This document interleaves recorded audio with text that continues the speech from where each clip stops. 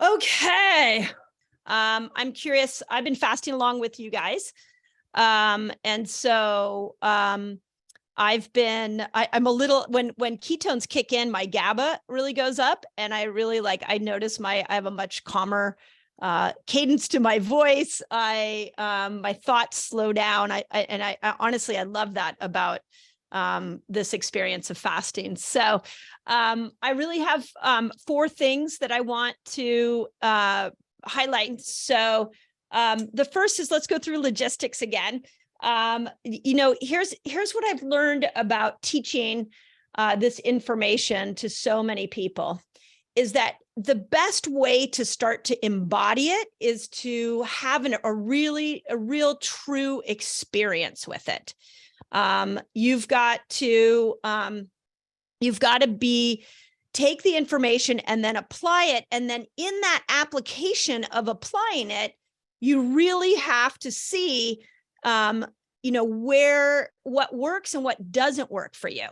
And, it's interesting because I was on a podcast interview, and the whole conversation was about how we as women have to find our own natural groove. And that has been a common theme today. So what I've noticed over the years with fasting, as I've been teaching fasting, is just how many people are out of touch with their own natural rhythm, but they're also unable to, when they fail or they don't succeed at a new health endeavor, they beat themselves up. And, this year I had a really interesting opportunity to meet one of my sheroes, which is Sarah Blakely. She is the queen of Spanx. She started Spanx. And what was interesting, that I found the most interesting about listening to her and why she is one of my sheroes, is she's a big fan of using failure as a motivator, using failure as a tool to learn where you need to go and what you need to do to improve yourself. And the only way you can fail at this book is and learn where your hurdles are is by applying the information. So this 3-day water fast has really been built around you getting that application and you getting the experience of the information. And so if you didn't succeed in certain areas, it's totally fine. It's actually almost welcomed, because you got to see in that moment what you needed to work on. So this is why we do things like this. But what I want to make sure is that I set you guys up for the next step. What's the next step after this? So I'm going to go through what breaks a fast. I'm going to go through how to break a fast. And then I'll talk about all the different ways you can launch from this 3-day experience out into the world. So here's what I want. I want to say about the experience part of it is I want you to get your hands dirty in these principles. And in the back of the book, I put something called the 30-day reset in there. And I did really 2 versions of it. I did a beginner and I did an advanced. And the reason for that is I wanted people who were beginners to learn how to get used to it and work with it. And then I wanted people who were advanced to have a next level that they could go to. So that 30-day reset is there for you to use and to play with and to experiment with. If you are a cycling woman, the way that 30-day reset works is that you are going to enter into the 30-day reset at the day of your cycle. So I mapped out 30 days, but if you are starting that on day 10 of your cycle, then you would just go into the 10th day and then work yourself through 30 days. So you'll have to do a little counting on your own. Now, if you are of fertility age and your cycle's all wonky, or you're on birth control and you don't know where your cycle is, then I would say that your best bet is to start on day 1 and go 30 days through. This is what I did for infertility for so many years in my clinic, is we would just start on a day 1, didn't match it to their cycle, and then we just worked all those hormones all the way through. So you can just start on day one and work yourself through. The other thing that we've talked a lot about here that you can do is that we could do the moon cycle.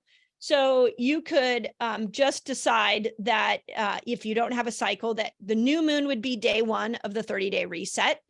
And the full moon would be at ovulation, which would be like day 14. So, or day 13, somewhere between 10 and 15. So you could do something along that line and just follow the moon cycle. In the end, what I want to say is the bottom line is jump into the 30-day reset and just start experimenting with it so that you can get your hands dirty with the techniques and understand what it's like to cycle everything in a 28 to 30-day period. So that is one of the biggest requests I have as you come out of this 3-day water fast, is to dip into the 30-day fasting reset that I mapped out in the book. Now, I want to point out that if you need guidance in that process, we're doing this as a group in my Reset Academy. So you can sign up for that experience. And we have been doing these in my Reset Academy for a while, where every other month we take a different fasting strategy and we practice it together as a group. It's a beautiful way to get deep in this information. So, but what's really important is that you are going through something that is a major reset to your body. So you think of this like, if anybody surfs, I live in California, when you surf, it's a lot of work to catch a wave. This is my novice surfing feeling. Is it's a lot of work to catch a wave. And then once you catch the wave, you get to just enjoy the ride. So all the work you did right now is like catching the wave. And now you get to just enjoy the ride. So every other health habit you do after this one, if you have a diet or a fitness plan or something you want to do, it's going to work so much better for you. If you having now that you've done this. So just if you go back to your old ways and you go back to your old food, you'll keep the buzz of this moment for a while, but it won't last. It won't have the effects of this moment won't have the same sticking power within a month. Like if you went back to eating fast food, you went back to eating poorly, you would within a couple of weeks go back to not feeling good. Wouldn't mean that the benefit you had from this moment, it wasn't good because you got rid of some old cells. You just would be building the bad ones again. So know that in this moment, there is this blank slate opportunity. Things are fresh, and you can start to launch from here. And really, every other health habit's going to be a lot easier. Okay, now I really want to jump in today into what breaks a fast and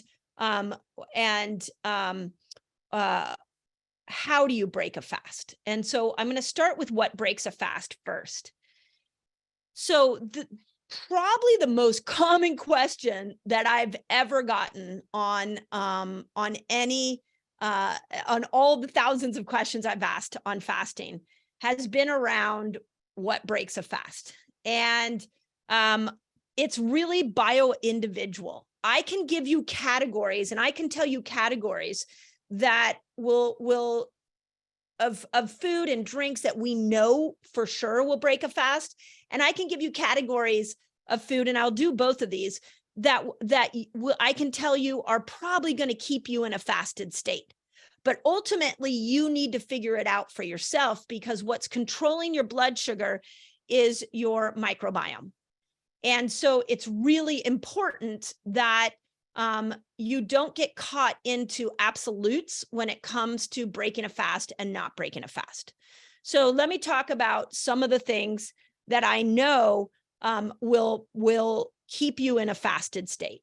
When I say I know, I'm going to say with about 85-90% certainty. And here's the first one, the one that everybody wants to know, which is coffee.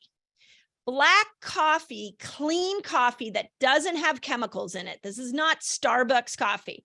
This is clean, organic coffee without mold and pesticides, will most likely keep you in a fasted state for most people without any cream, just a clean cup of coffee keeps you fasted. I even have had multiple conversations with Dave Asprey, where he, of course, he has a coffee company that he's promoting, but he strongly feels that going on when we go into our fasting adventures, coffee can actually help us with fasting, especially when we put in things like MCT oil.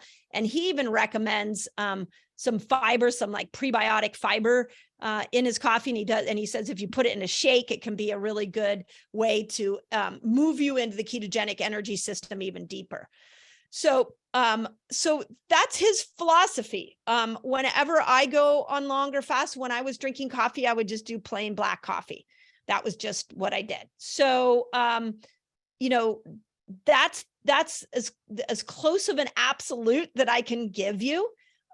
What I usually tell people when I started to build fasting lifestyles for people, what I started to do was I would say, let's not remove coffee from your world until we hit a hurdle. And then if we hit a hurdle, then we're going to need to look at coffee. So if you are addicted to your cup of coffee, I'm just going to say, stick with it as long as it's clean. But here's what I see happen so much is don't fool yourself into thinking that you are doing it in a very pure way, that you're fasting in a pure way and not getting a result. So the important thing to know is that you are getting a result. If you get a result, the coffee's working. But if you're not getting a result, you've got to start to pull every variable out, and coffee is what should come out.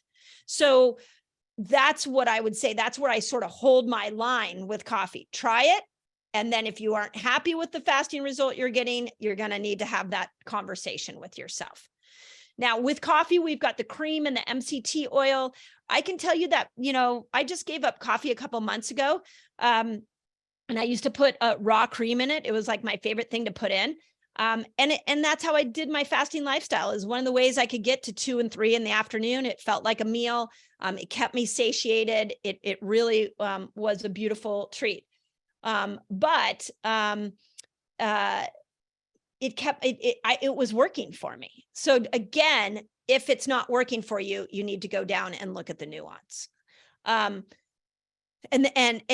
I also say that for some of the other things we'll talk about, because if you're finding that your results are not what you expected, then you really have to get into the details. And this is where, again, joining our academy, and this is just because I want you to succeed, can be really beneficial, because you can really start to get into those details and see, we can help you navigate what might not be working.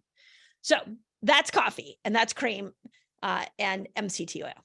Tea, most teas work really well. We talked about this earlier. I want to talk about the caffeine in different teas and coffees. So, for example, when you drink a cup of coffee, there is a cortisol caffeine burst that happens pretty quickly. And so this is why we reach for coffee, because we get this immediate boost, this immediate that was that. I feel better. I feel awake, because the caffeine comes in quick with coffee. With black tea, the caffeine spike takes about 2 to 3 hours. So if you're trying to get off coffee and get onto black tea, just know it might take a little longer, because black tea has a slower caffeine delivery. And then the last one is green tea, and green tea is great to have in the afternoon, because the caffeine delivery system is slower over the afternoon. It takes about 5 or 6 hours for it to slowly pulse out through your body.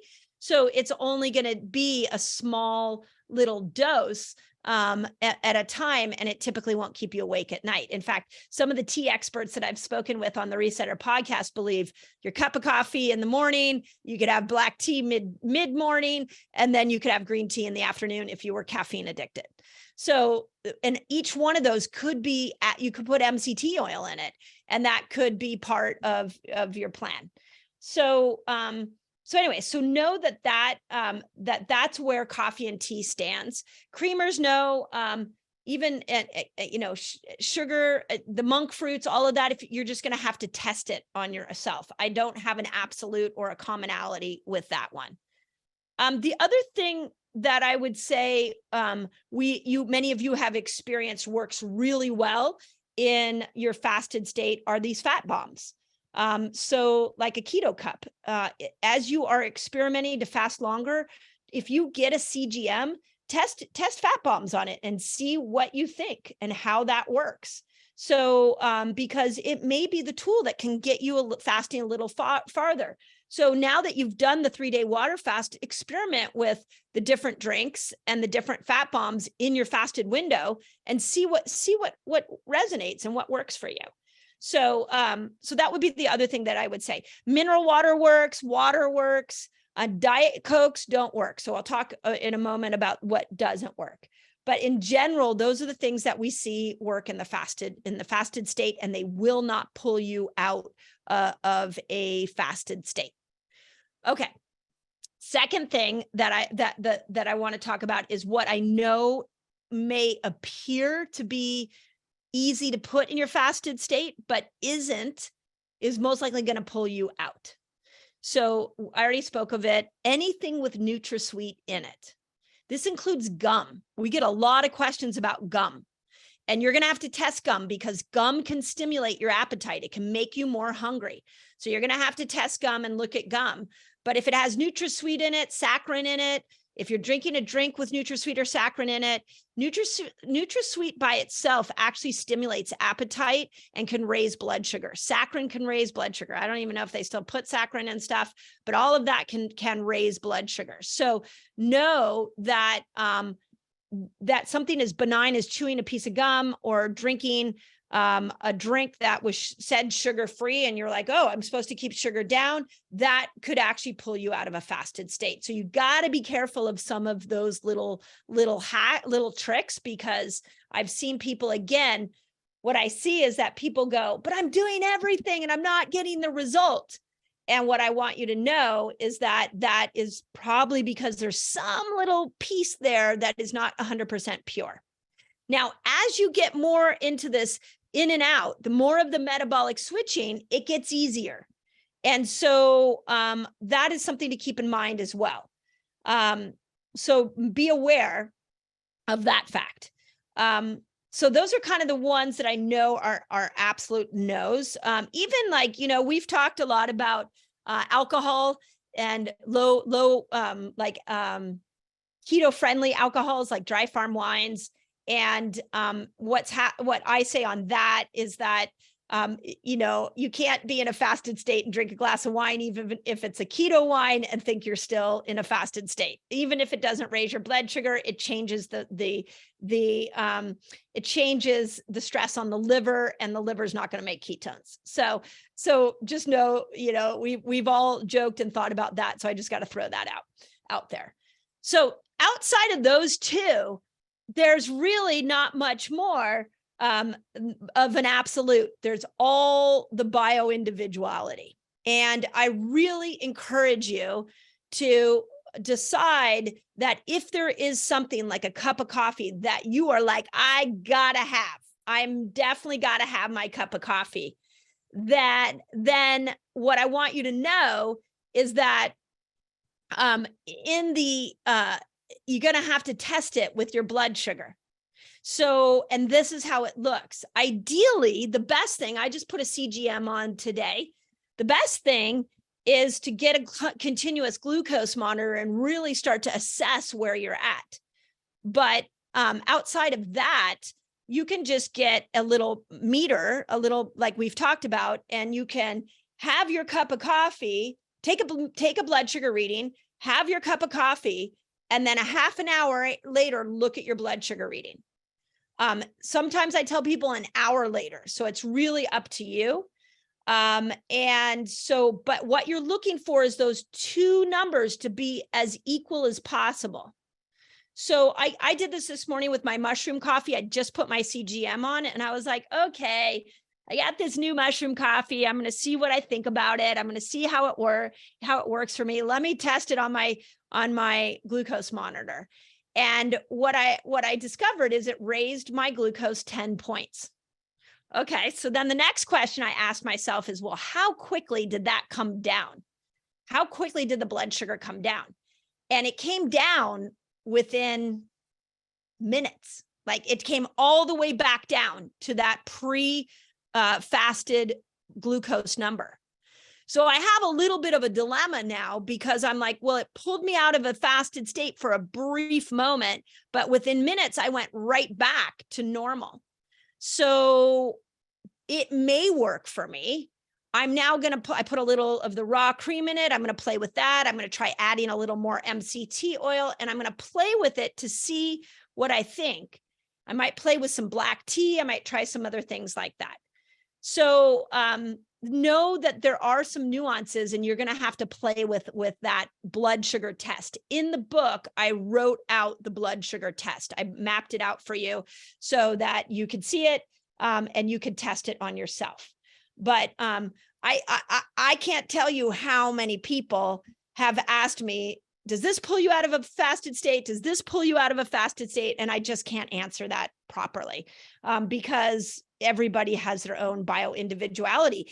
And the other thing that I would tell you is that I have been watching my blood sugar so much for the last couple of years that coffee may work for me at one moment, and then 4 months later it changes because your microbiome changes. So just remember that it's the bacteria in your gut that's going to control those microbes. So as you change and fast and do this more, what didn't work for your blood sugar today may actually work for your blood sugar going forward. So there's all of that. Let's talk about workout. Most often in your fasted state, you are trying to not raise your blood sugar. You're just trying to lean into drinks. I typically don't recommend food outside of a fasted snack. So just know that. Okay. Now, there are other things that raise your blood sugar if you put a CGM on, and just so you know. So some of those are working out. So the first time I put a CGM on, I was like, oh my gosh, I'm going to go work out and I'm going to see my blood sugar drop because it's going to be so good and beneficial for me. And what I have to tell you is that most people will notice working out raises your blood sugar. Unless you're in some kind of gamma state, brainwave state. And I'll tell you a story behind that in a moment. But if you are in a place where you go and you work out and you come home and you had your blood sugar at a certain number, you worked out, you came home and you discovered that your blood sugar was higher and your ketones were low, that's biologically what's supposed to happen. And so if you just give it a half hour, an hour, and you check again, you're going to see that everything regulated itself. So don't be freaked out by that. The other thing that really breaks, it doesn't really break a fast, but it keeps blood sugar high, that is really, really surprising, is stress. So if you have a stressful situation, what can happen is that you can, when something stressful hits you, your body goes, hey, we're running from a tiger. Remember, we're running from a tiger. So we're going to go ahead and release all this glucose. So you have glucose in your muscles to be able to run from that tiger. And so if that happens, then just know that that stress is affecting your blood sugar. And if you're trying to lose weight, if you're trying to improve metabolic health and it's not working, doing all the strategies I've taught you, then it might be time to get some mindfulness tools and just really look at your stress levels. So that's also something that I want you to be aware of. One of the most interesting things, the interesting story I have to tell is that one of the most interesting things that I've ever witnessed in a human was the first time, blood sugar wise, was the first time we put a blood sugar reader on Leanne. And it was last year at the holiday time. And she did a holiday show that was actually being streamed, live streamed. So we watched it from my living room and you could see her CGM on the back of her arm. And she was singing and dancing. And when she got off the performance, I asked her to send me her blood sugar reading. And she sent me her readings. and her blood sugar had dropped, like significantly dropped. And I'm looking at that and I'm like, there's no possible way your blood sugar can drop given what I just saw on my live stream. You were singing and dancing and your blood sugar dropped. I don't get it. That defies every single like blood sugar rule that I ever have heard.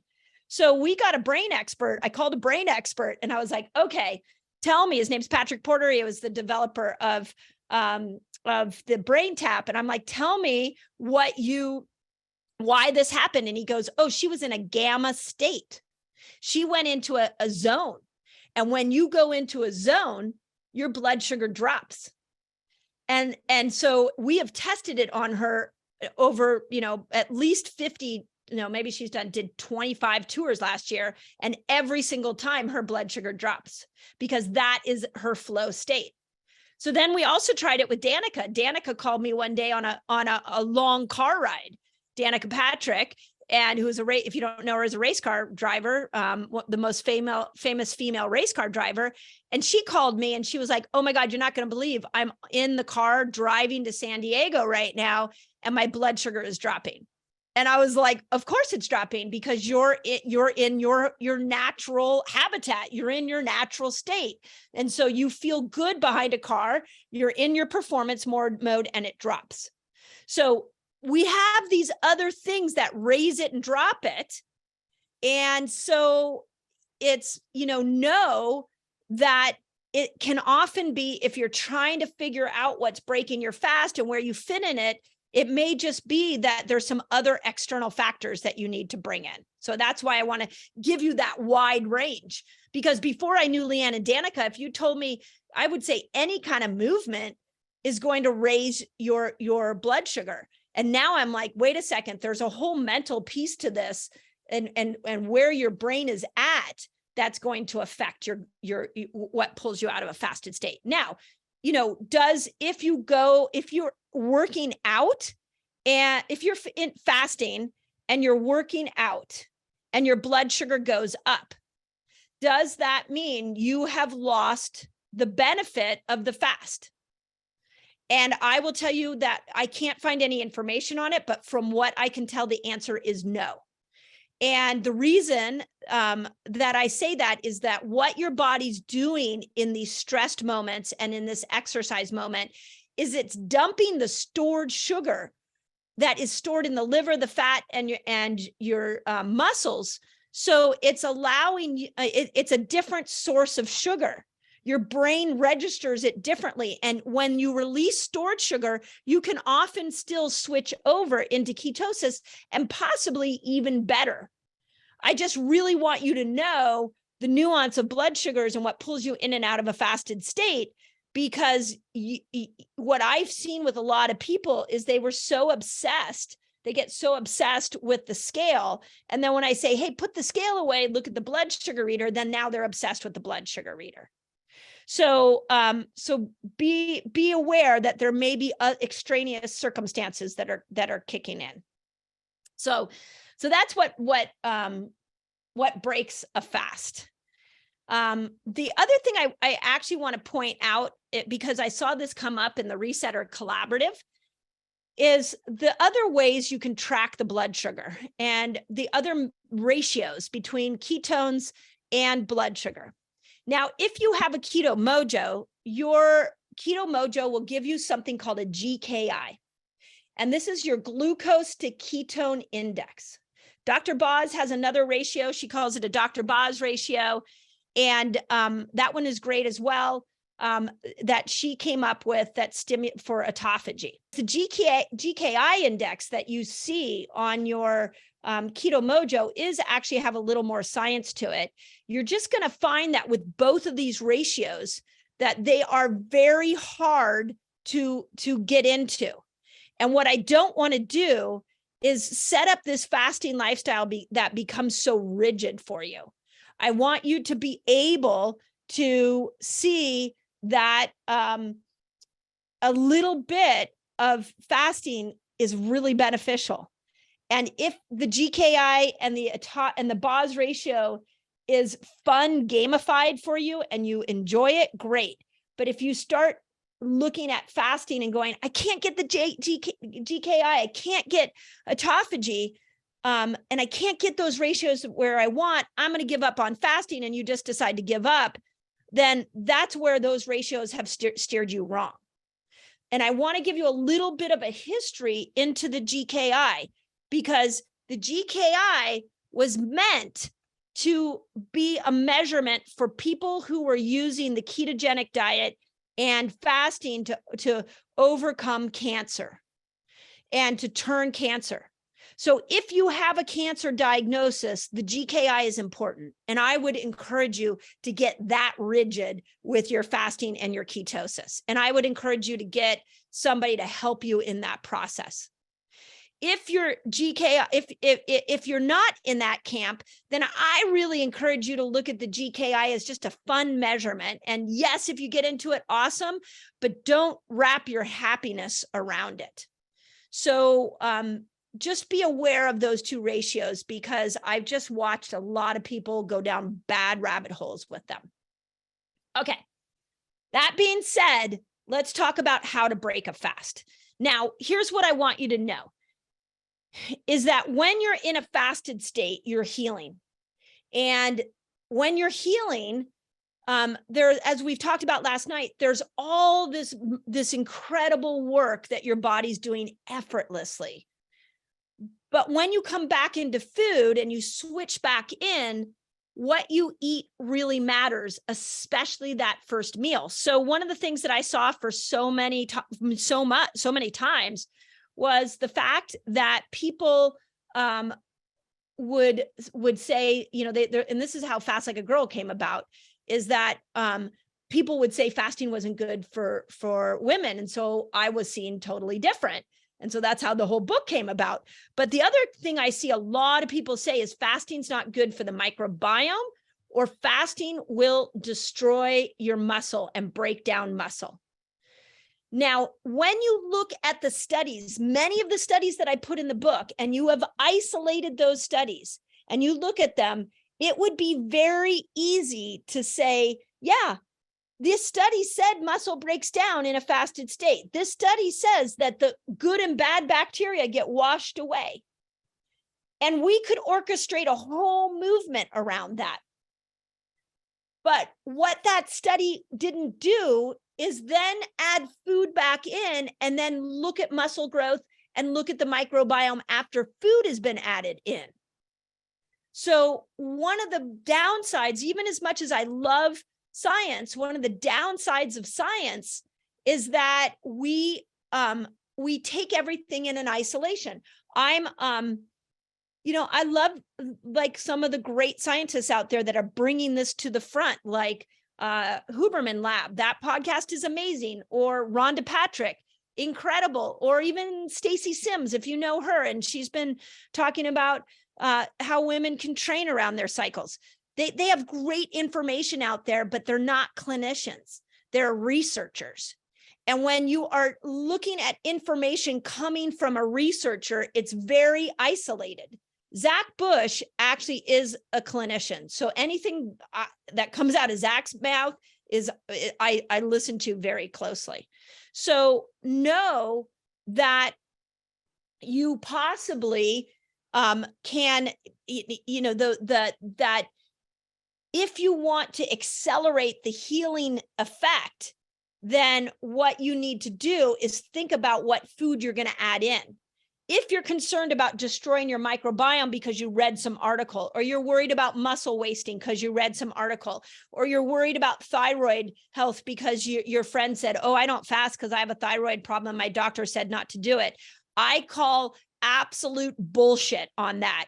And I call bullshit on it, and excuse me for swearing, but I call bullshit on it because I have seen the science they're seeing, and I have sat with the patient who has integrated the right food back in.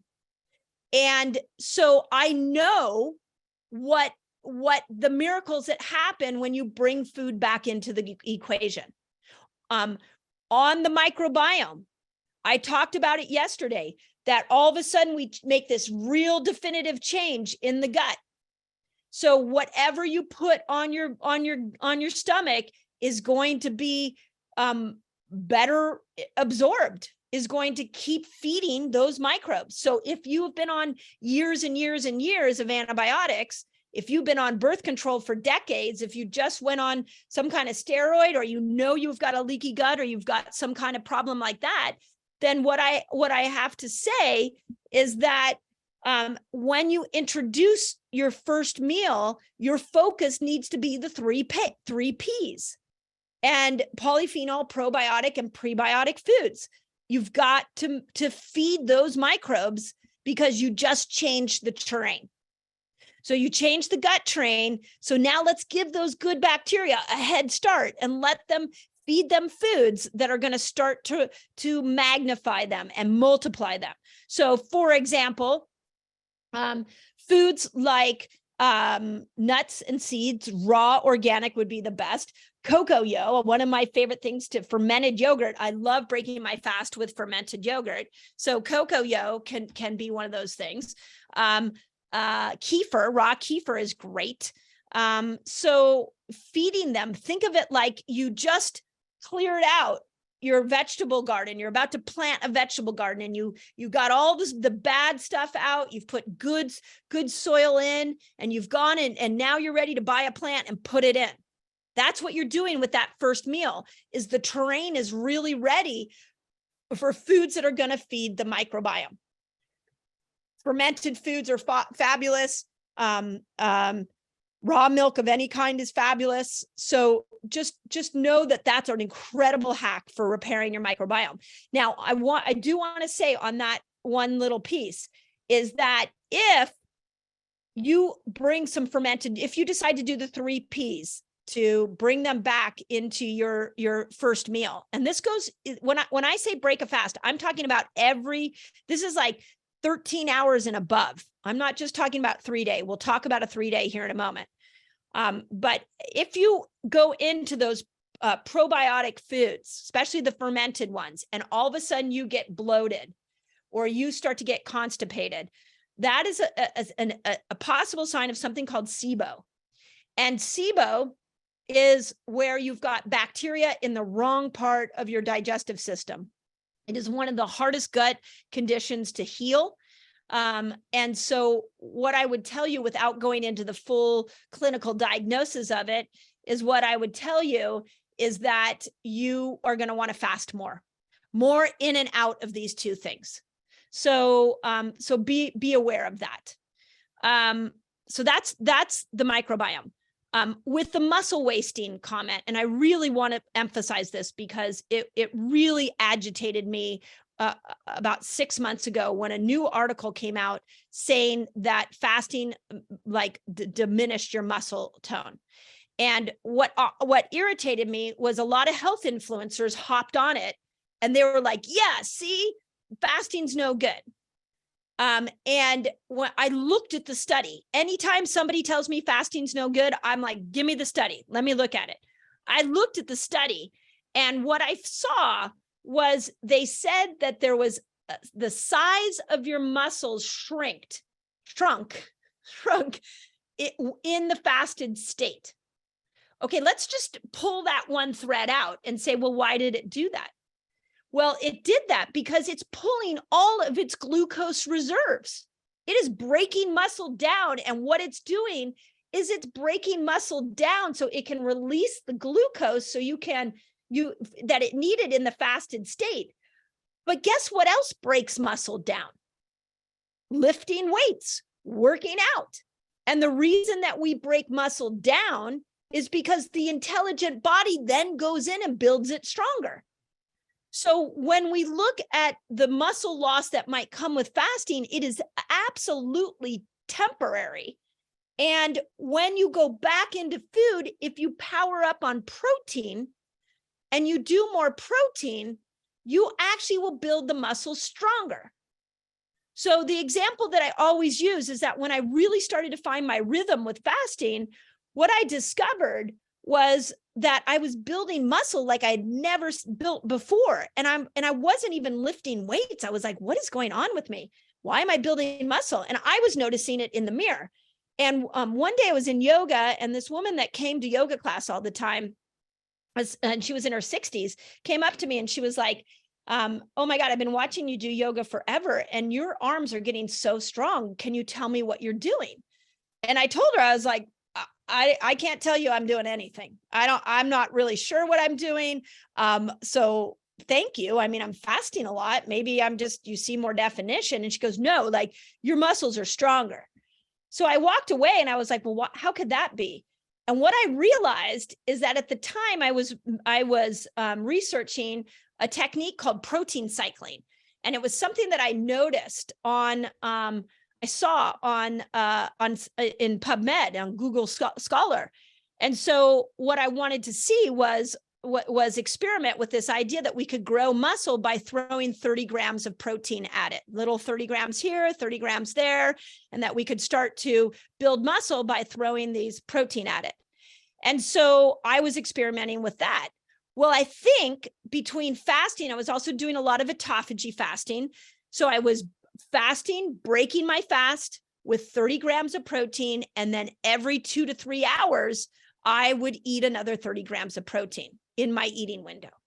So if you want to build muscle, that is the best way to build muscle. It is the absolute hack of a century. I just was talking to Miesha Tate, the UFC fighter, the other day about how we could use fasting to improve her training. And, as fighters, they have to a weight, and wrestlers are like this. They have a weight category. And I was like, how about I gave her the hack I just gave you. And she's like, that's amazing. And now I just gave it to her this week. I was like, go try it and then come back and let me know. And she's in a really rigorous training schedule. So it's a great way to build muscle, is to break that fast with protein, and then with 30 grams of protein, and then every 2 to 3 hours, break it again, or do it again with another 30 grams.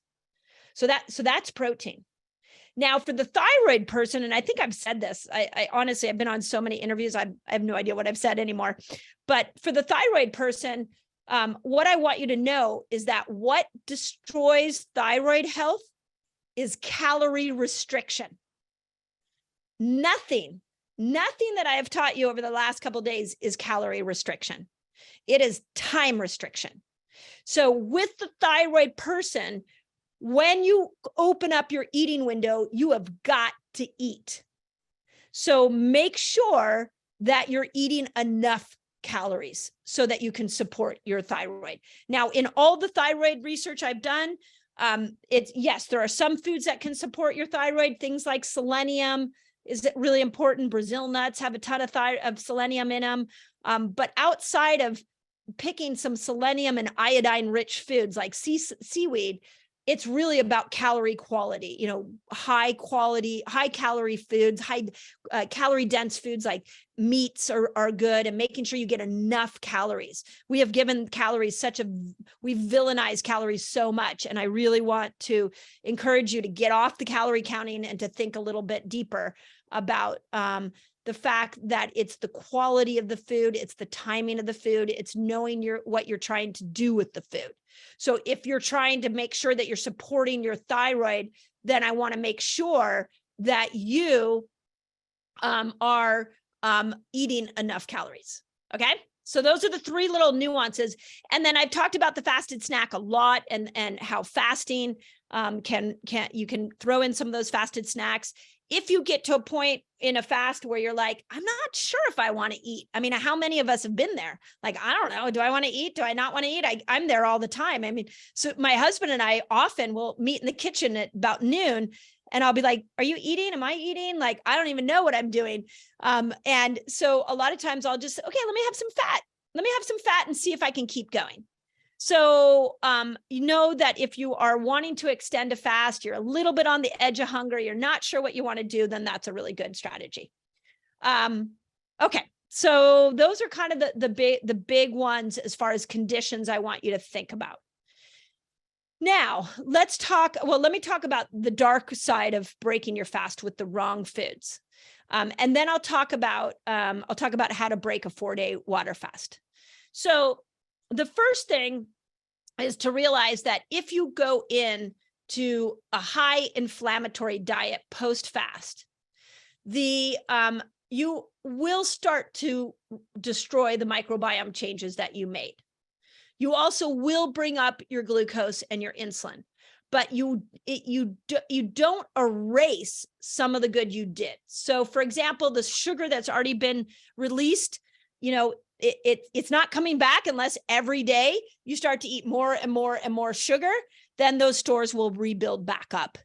But you aren't going to, it's not like it's an instantaneous destruction. I think of it a lot like exercise. In exercise, a lot of people exercise so they can eat whatever they want. And I've seen a lot of people use fasting that way. But if you pair a really healthy diet with exercise, then, your body will thrive. And you will continue the benefits of the fast. If you exercise and then you're eating and drinking all the wrong foods, then you don't make as much progress. So it's the same thing if you choose to break your fast with a bad food, it just delays your progress. But if, we've used this on the Academy, we talked a lot about doing this with your over the holidays. A lot of times, if I know I'm going to have a meal at night that's going to be a big meal, then what I do is I fast all day. And if I'm going to a holiday party, or I'm going to a party that I know food that is going to be there that I might not like, or it might be bad food, then I eat it. I try to navigate it, but I used fasting as a tool to sort of wipe the slate clean, knowing that the food I was eating wasn't going to be as good. So there's that. And then, one of the questions that Jesse Itzler asked me when we first sat down together to build him a fasting lifestyle was, what about, if I just decide to fast and just, I go about eating whatever I want to eat, will I have undone the benefits of the fast? And my response to him was, not really, but if you will, it's the same thing I just said to you, you will propel yourself forward if you have a big health goal, if you're conscious about the food you eat. So I just want to put that out there. One of my favorite fasting stories of 2022 was a man named Todd, and he's told me I can tell his story, so I'll tell you his name. And I met him through Jesse Itzler's group, and I saw him in June at a conference we were all at. And on the third day of the conference, he came up to me, and he was about 300 pounds. He was grossly overweight, maybe 350, like really overweight guy. And he said, hey, I've been wanting to come up to you all weekend because I really need your help. And of course, I could see that he needed some assistance in weight loss. And so I said, of course, Todd, like, I'm here for you. What do you need? And he's like, I can't lose weight. And I was like, okay, so tell me where you get stuck. And he's like, I'm addicted to food. Okay. And he's like, I've tried everything. I fail at every diet. And he went into this long story about how he could not stick to any diet. So I'm sitting there with the dilemma of like, can I give this guy some food recommendations? So I did say to him, so have you tried, changing your food? And he's like, I can't. I'm just addicted to it. And he was drinking like 12 sodas a day. Like really bad. So the obvious answer in that moment that most of us could see would be, just get off your sodas and you're going to be great. But he was so addicted to the soda, I didn't want to set him up for another failure. So I asked him, I said, could you just take everything you're eating and just start to eat it in a compressed period of time? And he said, tell me more. Like, what? Yeah, I could. And so we sat and we worked out a weekly schedule where the first week he just pushed his breakfast back an hour. And then once he opened up his eating window, he ate all the junky food. He drank all the soda pop that he wanted. And then the next week he pushed it back 2 hours. Same thing, eating all the junky food. Next week, he pushed it back 3 hours. By the fourth week, he had pushed it back. So he was fasting 15 hours and eating in the other times. So at that end of that month, he got on a call with me and I said, how did that go? And he was like, it was easy. And I said, how many pounds did you lose? Any weight? He's like, I lost 13 pounds. Okay. I just want to stop and talk about that for a moment. He didn't change any food. He didn't change he was still drinking 12 sodas and eating at McDonald's multiple times a day, eating buffalo wings and drinking beer with the buddies at the end of the day. All he did is take it and compress it into an eating window, one eating window, and he lost 13 pounds. So now he's got momentum. Remember, you don't need motivation, you need momentum. So he's got momentum.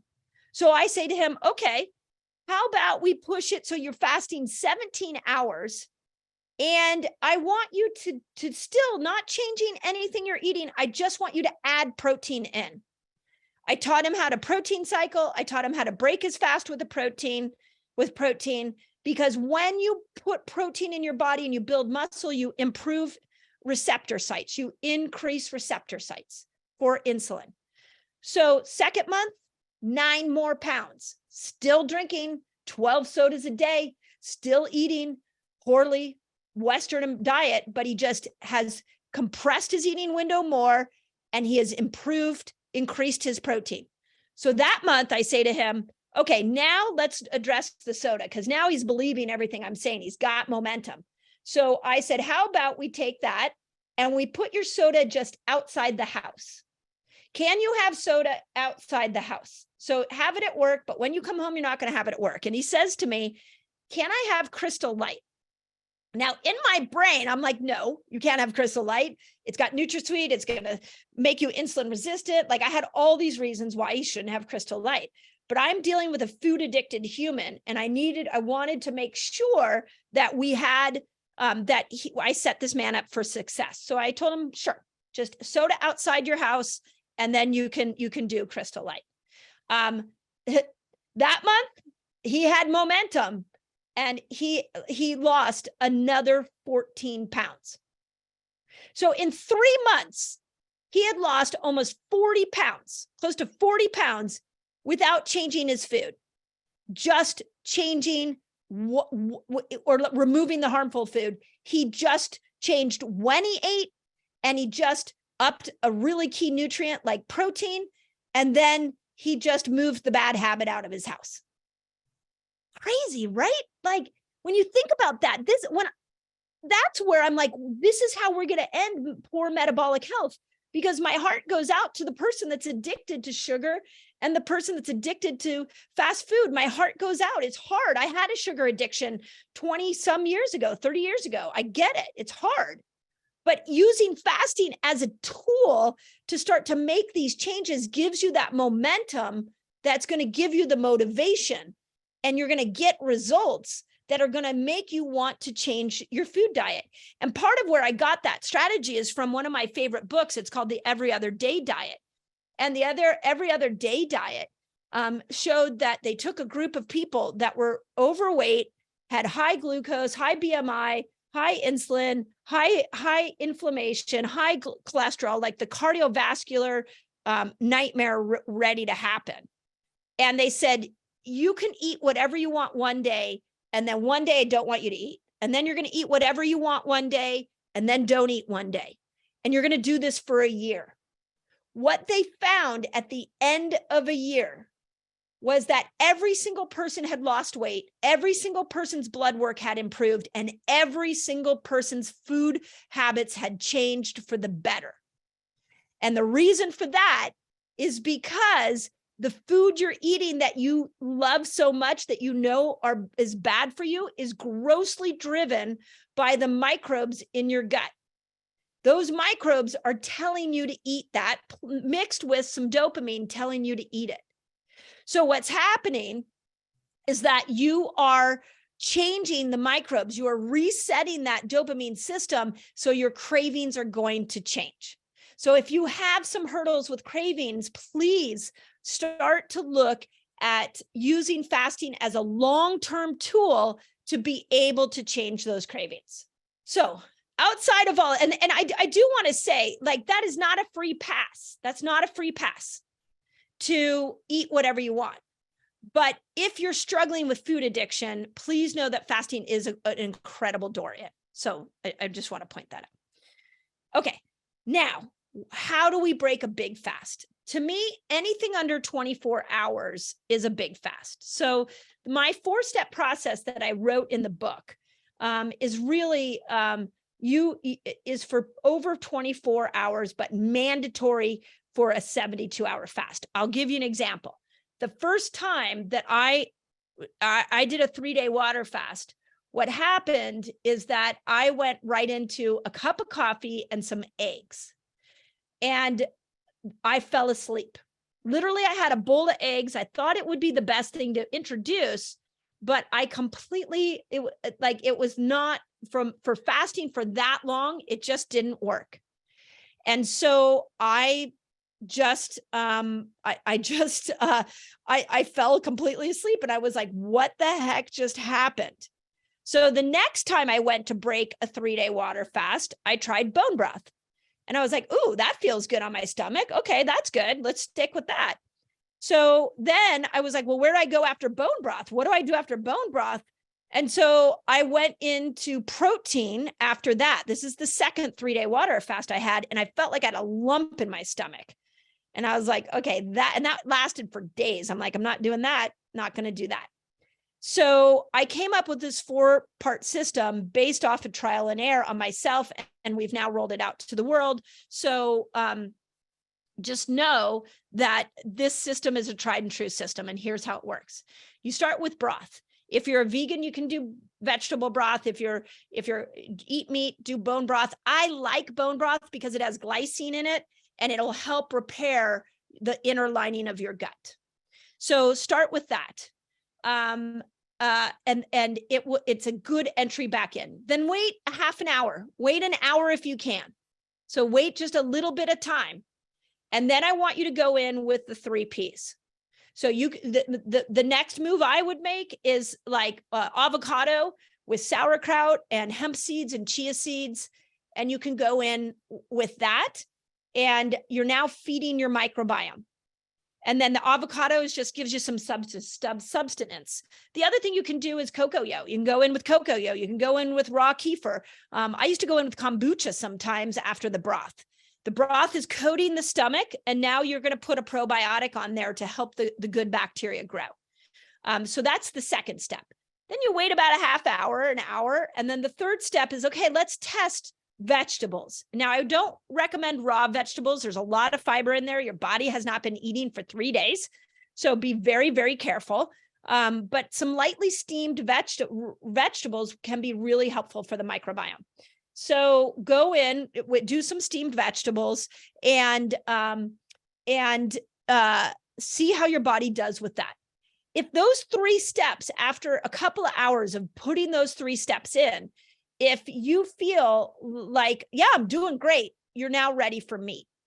Now, I will tell you, sometimes when I've done a longer fast, I won't do meat until actually the next day. I do those 3 things. I go back and forth between the 3.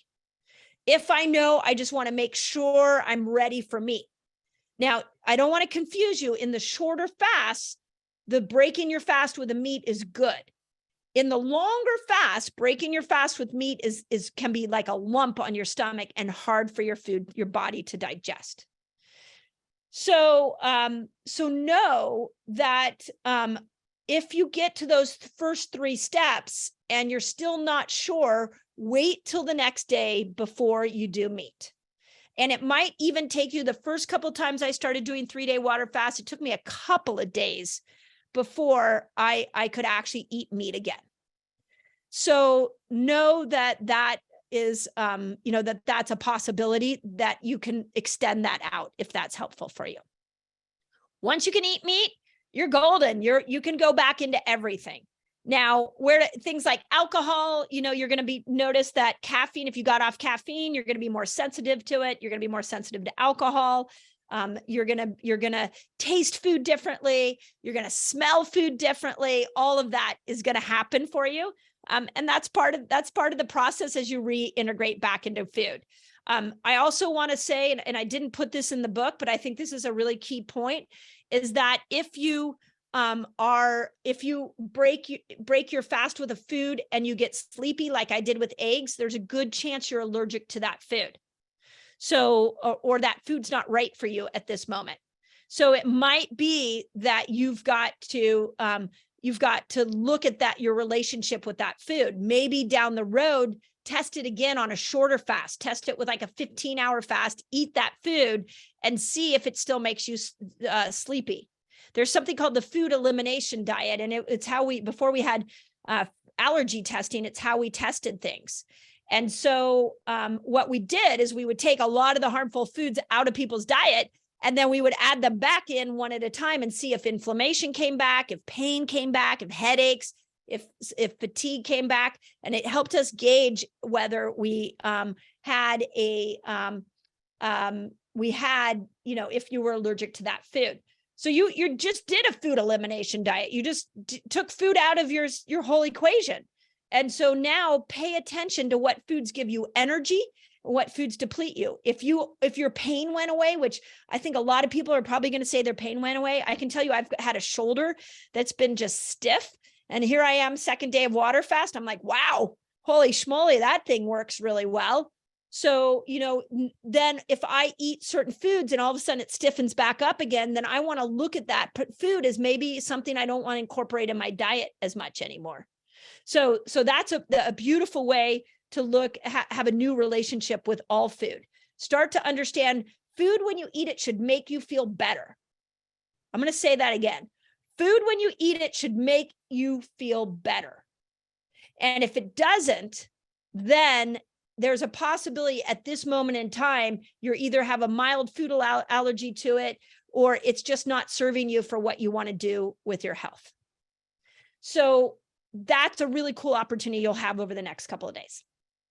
Okay, with that, I think I'm going to stop there, Jess, and see if there's any questions that need to be answered. Oh, there are lots of questions. Okay, let me pull it up. One sec. Navigating 10 screens right now. Okay, well, for starters, two really fun things. People really want to know where you shop and buy your tops, and what your favorite cocoa flavor is. Cocoa Yo. Yeah, sorry. Should I give away my secret clothing? Yeah, thank you. I appreciate that. It's very sweet. I would say my two favorite stores are Anthropologie and Free People. And I'm a boutique shopper. I will go to boutiques and find cute little boutiques, especially if I'm in a place like LA or San Francisco or New York. I hunt out the boutiques. So thank you. I appreciate it. And then my favorite Cocoa Yo flavor actually is the vanilla or the no flavor. Sometimes I like the peach or the raspberry, but oftentimes I just want the no flavor. It's the best. I love it. And also, what's your favorite mushroom coffee? There's been a lot of questions on the mushroom coffee. I've been using Rise. So actually, I'll give you an interesting observation on mushroom coffees. So I had Candida for a really long time. And so mushrooms are a fungi. And the way I had learned when I had chronic fatigue was that anybody who has Candida needs to stay away from fungi. And yet mushrooms are getting a lot of attention right now. There's a lot of healing benefit of mushrooms. So I'm kind of rethinking the mushroom thing for myself. So Paige, our health coach, sent me a box of Rise mushroom coffee. And I was like, okay, I'll try it. Let me see. And why I wanted to get off coffee is I felt like as a 53-year-old woman, I still had some moments of anxiety throughout the day. And I was like, I don't understand why I'm anxious. I'm doing all the right things. And then literally, this is the power of social media. I saw a post on social media that said, if you're anxious and you want more anxiety, drink a cup of coffee. And so I was like, oh my God, could it be I had one cup of coffee. I'm like, could it be that? So I decided to try this Rise mushroom coffee. I liked the taste and it had half the caffeine. So it has a little bit of caffeine in it. So I started doing that. And sure enough, my daily, any kind of body anxiety completely gone. So I'm convinced now I'm not going back to coffee, but I got so into mushroom coffee. I was like, what other mushroom coffee could I experiment with? So I tried Om and I tried a couple more and I started doing multiple cups a day and I started getting really bloated and my digestive system was really off and I started getting fatigued and I was like, no, this is not good. So I tapered back on my mushroom coffee and I only do 1 cup of Rise anymore in the morning and all of those symptoms went away. So there's something in the rise that's more pure than some of the other brown brands that I've tried. So, so know that. So there you go. Awesome. Okay. And okay, so we've got some like random ones that I'm going to get out of the way first. What are your thoughts on pickle juice? A lot of pickle juice questions during fasting, and lemon water. Lemon water should be okay. Again, you got to test it with your blood sugar. So I intuitively, I want to say it's going to be okay, but then there's a part of me that's like, make sure you test it with your blood sugar. And then, and I talked about, somebody just put test. I talked about, I put it in the book and I just gave the best explanation for it. So anyways, there's that. And then the pickle juice. Yeah, you like intuitively, my brain says, okay, what would the pickle juice do? It'd be fermented. It would add a probiotic to the microbiome, so it could support the changes in the microbiome. That all could be good. Again, I would test it with your blood sugar and see if it pulls you out of a fasted state. Apple cider vinegar, I would say the same thing, that, you know, I know that a lot of people love apple cider vinegar to reduce down their blood sugar. If it works for you, I can't do vinegar on an empty stomach of any kind. So it's not one that you'll hear me talk a lot about. In fact, I'll give you a little funny behind the scenes. My one of the most trending videos on YouTube was an apple cider vinegar and blood sugar video. And so my team was like, you should do a video on this. And I was like, I freaking hate vinegar on an empty stomach. But I finally researched it and went in, I looked at it, and it does lower blood sugar. So if you are looking to bring your blood sugar down in the fasted state and it's not working, you could try some apple cider vinegar if it works for your stomach. I feel like you should say that 10 times fast. Apple cider vinegar. I know, it's really hard. It's super hard to say. Okay, thoughts on bloating while fasting? Yeah, that's die-off. That's die-off of bad bacteria. It's a sign you need to work on your gut. Fast more of the in and out, more of the 3 Ps when you're eating. But that's an absolute sign that what's happening is the terrain is changing and the bad bacteria is dying. So awesome. Yeah. And just for everybody, 3 Ps: polyphenol, probiotic, prebiotic. I know you've said it before, but we've had a lot of people ask. We'll attach a link to that list for those of you after this call. What are your thoughts on enemas or castor oil packs during 3-day water fast? I think they're great. I think it's a great thing to use for a 3-day water fast, and to keep that liver humming. I think it's a great idea. Now that, you know, there's also, castor oils will support the liver. You could even just rub castor oil on your liver, over the liver. But yeah, it's I think it's really, any kind of liver support you can give yourself in a fast is really good. Colonics, I saw somebody put colonics. I'm not a fan of colonics because they just destroy all the microbiome. But they're just not my jam. I think fasting's a better way of cleaning out your system, and then, and everything I've taught you. So, and coffee enemas are great for the liver, for the gut. Castor oil packs. You can even put castor oil. The bloated person, the person that was bloated while fasting, what you could have done is put a castor oil pack over your gut, and that castor oil would go in and dilate and open up the gut so that those bad bacteria could get out a little bit faster. Awesome.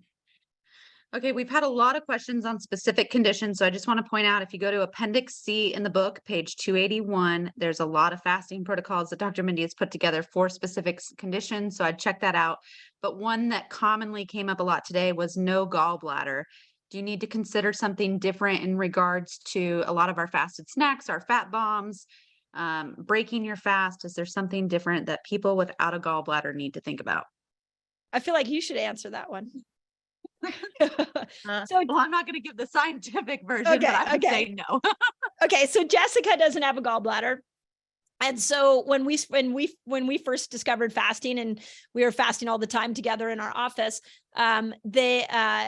she did great with it. And I would say that the only thing that you've got to be aware of is you might need some extra bile salts, and bile salts can help you break fats down.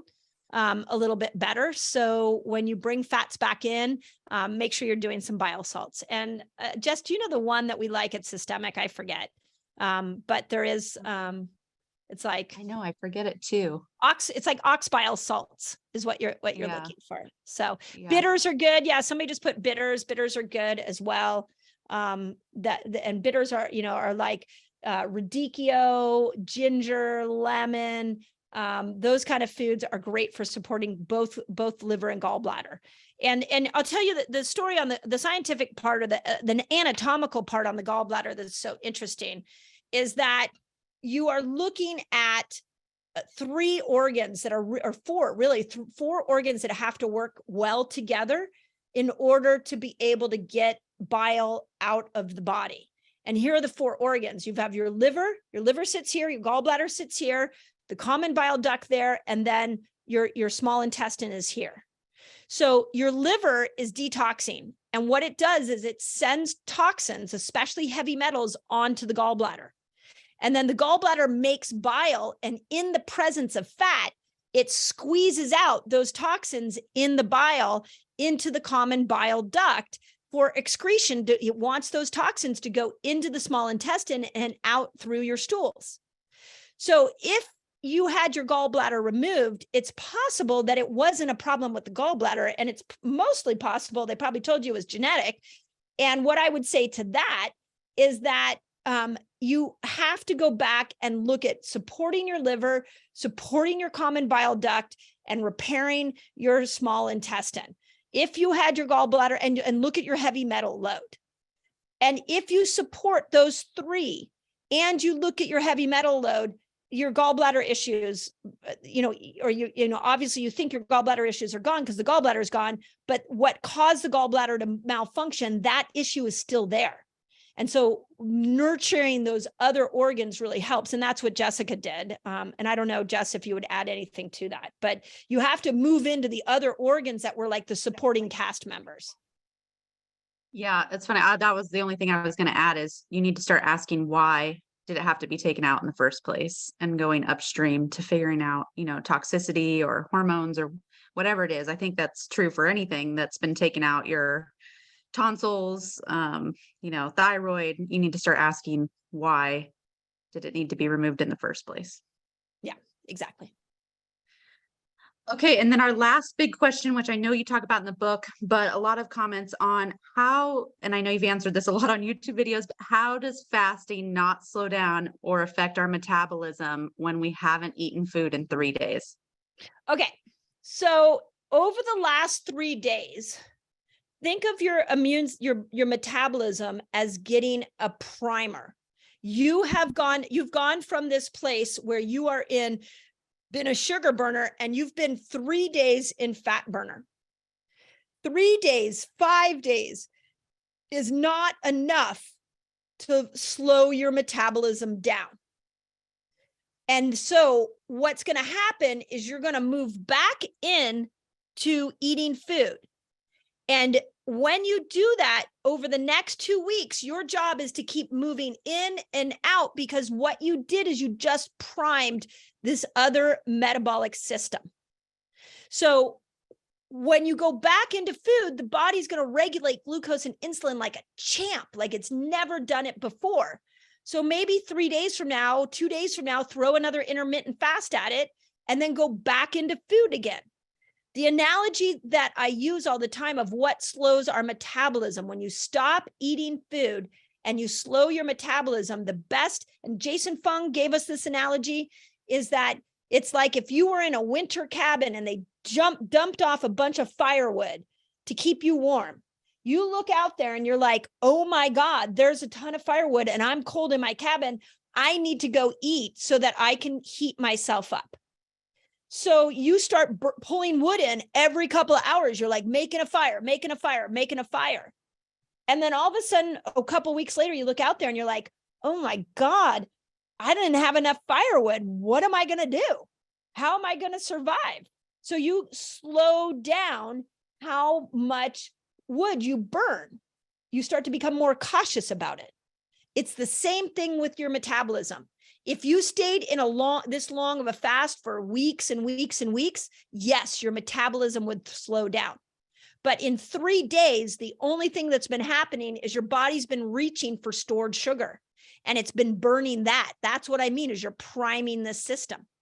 So when you go and eat, just make sure you're eating good, healthy foods, and you are not going to have a metabolism that's slow. In fact, most of you, I can't even tell you how many people, when I chatted with the Jesse Itzer group, months later told me that they still were losing weight after that 3-day water fast. And it's because they primed the system. So there's that. Awesome. That was the last one. Okay, cool. Well, tomorrow's the day, when you wake up, I would say, just, get excited because food is coming. You get to decide when you're going to start the 4-step process. I really encourage you to do the 4 steps. And then we're going to bring these 3 amazing women together to have an incredible conversation. Remember, knowledge is fuel, knowledge is power. You stick with this, the more you know. So I wanted to bring in other perspectives, other people whose work I respected, and I wanted to bring them to you. Okay, beautiful. Okay, everybody, have an amazing day, and I'll see you all tomorrow. Keep up the good work. Congratulations.